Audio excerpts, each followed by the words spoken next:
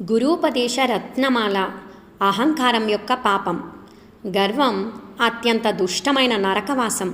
అది మనం పొందకూడని పెద్ద కీడు. అహంకారం అనే కలిపురుషుని ముఖాన్ని మంచివారెవరూ చూడకూడదు. అటువంటి గర్వాన్ని మూర్ఖులు తప్ప వేరెవరైనా ద్వేషించకుండా ఉంటారా?